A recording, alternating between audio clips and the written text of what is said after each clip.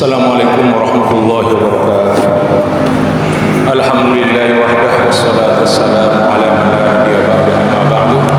Wa ya ikhwani wa akhwati, kita lanjutkan kajian hadis nomor 13 yang kemarin lusa sudah saya baca hadisnya dan keterangannya masih belum lengkap, yaitu tentang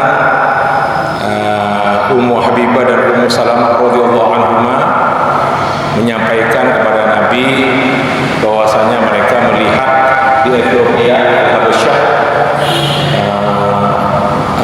gereja yang di dalamnya banyak patung-patung. Kemudian beliau bersabda, Nabi SAW, mereka itu adalah jadi patung-patung yang ada di gereja itu adalah orang-orang soleh.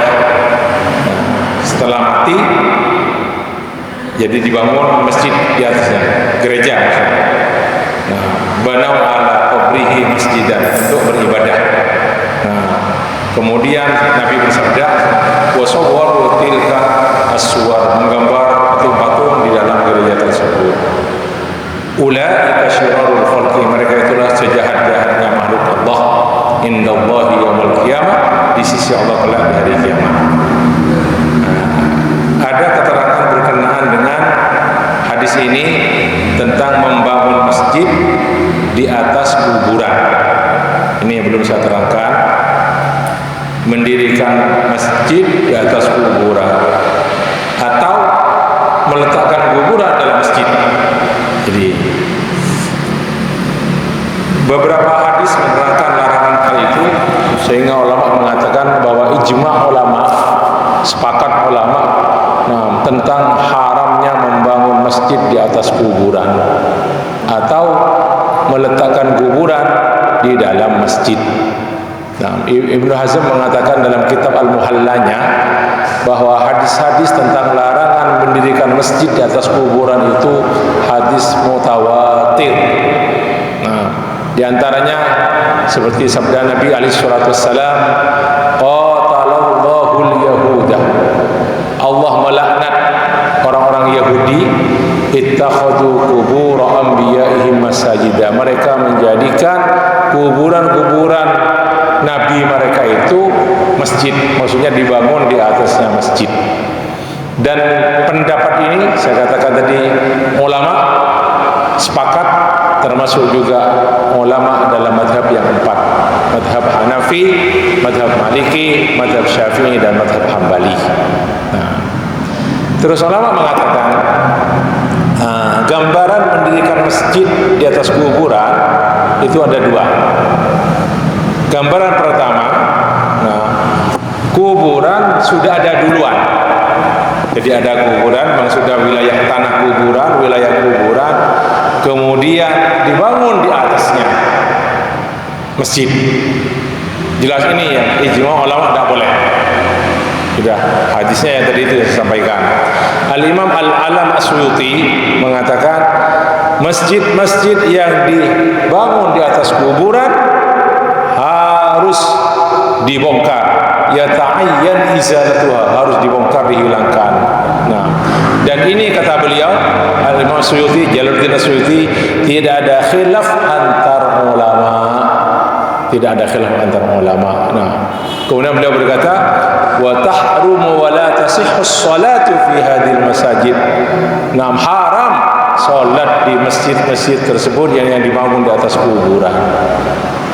Gimana kalau kuburannya langsung masuk mamanya kan? Apakah termasuk darurat? Seandainya kuburan harus dibongkar semuanya. Kalau memang semuanya, ini sudah pendapat ulama kontemporer ya. Kuburan itu dibongkar dulu semuanya, tapi dengan syarat betul-betul habis semuanya. Karena darurat, mungkin karena selalu kebanjiran kuburannya ya. Baru setelah itu dibangun masjid, tidak apa-apa. Kalau ada istilah di Madinah dulu ketika saya sekolah di sana,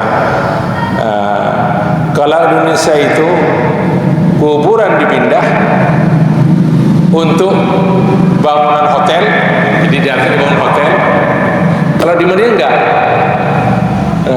hotel digusur untuk kuburan. Itu di Madinah. Jadi saya masih tahun 84, 85, 83, 85 itu masih mengikuti sana. Jadi beberapa hotel mewah bintang 4, bintang 5 itu dibongkar. Jelas atas perintah raja. Alasannya apa? Karena kuburan baqi akan diperluas. Berbeda dengan negeri kita. Nah, kuburan dipindah untuk dibangun hotel di atasnya. Nah, itu gambaran yang pertama. Ada kuburan dulu, terus dibangun masjid di atasnya. Gambaran yang kedua, nah, ada masjid dulu. Jadi ada masjid dibangun, tidak ada kuburan sama sekali. Baru terus ada kuburan dimasukkan di wilayah masjid. Ini yang banyak di negeri kita. Ada beberapa masjid itu di bagian samping kanan atau kiri, hampiran kanan kiri, itu ada kuburannya. Masjid berdiri duluan, tapi karena tokohnya yang mendirikan masjid itu meninggal dunia, malah dikuburkan dalam masjid. Ini juga kata ulama tidak boleh. Al-Imam An-Nawawi dalam kitab Al-Majmu'-nya mengatakan, Al-Majmu' fil Madzhab, hafrul qabri fil masjid haramun syadidut tahrim. Menggali kuburan di wilayah masjid maksudnya, untuk diletakkan orang yang mati di sana, betul-betul sangat haram. Nah, itu kata Imam Nawawi dalam kitab Al-Majmu'. Nah, akhirnya ya harus dibongkar kuburannya, harus dipindah ke tempat lain, baru itu tidak apa-apa sholat di sana. Baik, kemudian ada faedah dari hadis yang kita baca ya ikhwani, tentang kuburan Nabi sallallahu alaihi wasallam, maqbaratun Nabi itu. Nah, ada satu riwayat dan hadisnya sahih. Nah, riwayat Imam Muslim. Nah, qala an-nabiy sallallahu alaihi wasallam, Allahumma la taj'al qabri idan wathanan yu'bad. Ya Allah, jangan jadikan kuburan saya, ini doa beliau ketika masih hidup, jangan jadikan kuburan saya ya Allah sebagai patung yang disembah. Nah, terus beliau bersabda, la'anallahu qauman ittakhadhu qubur anbiya'ihim masajida. Allah melaknat suatu kaum yang menjadikan kuburan nabi-nabi mereka sebagai masjid. Yang perlu digarisbawahi, la taj'al qabri wathanan yu'bad. Dan alhamdulillah, nah, dengan kuasa Allah, kuburan Nabi SAW itu sejak beliau dikuburkan itu tidak ada yang menyembah atau didatangi untuk disembah-sembah. Nah, jadi beberapa ulama mengatakan Allah mengijabah doanya Nabi SAW, dan kuburan beliau tidak didatangi seperti kuburan-kuburan yang lain, termasuk kuburan sahabat di Saudi tidak ada yang didatangi itu. Makanya Sayyidah Aisyah itu pernah berkata dalam satu hadis sahih, kalau tidak khawatir kuburan Nabi itu disembah, la ubriza qabruhu, akan ditampakkan kuburan Nabi. Tapi apa? Semua Nabi sebelum Nabi Muhammad SAW, para anbiya, para rasul, itu memang dikuburkan di mana mereka wafat. Nabi SAW wafat di Hujratu Aisyah, sebelah timur Masjid Nabawi, masjid yang beliau bangun. Nah, di sanalah beliau dikuburkan, karena memang ada hadisnya bahwa Nabi itu setiap Nabi yang wafat dikuburkan di mana dia wafat. Maka dikuburlah Nabi di Hujratu Aisyah. Itu loh. Nah, terus, dan tidak ada satu riwayat pun dalam hadis itu Nabi sendiri memberi wasiat, minta wasiat bahwasanya kalau dia wafat atau dikuburkan di di kuburan mana? Enggak, di kuburan Aisyah enggak, karena beliau mau wafat di sana. Nah, makanya Aisyah bercerita, qabadahullahu ta'ala, kata Sayyidah Aisyah, Allah Subhanahu wa ta'ala mencabut nyawa Rasulullah baina sahri wa nahri, di pangkuan Sayyidah Aisyah, di kamar Sayyidah Aisyah. Nah, wa dufina fi baiti, dan Nabi, kata Aisyah radhiyallahu dikuburkan di rumah. Terus gimana sekarang ceritanya?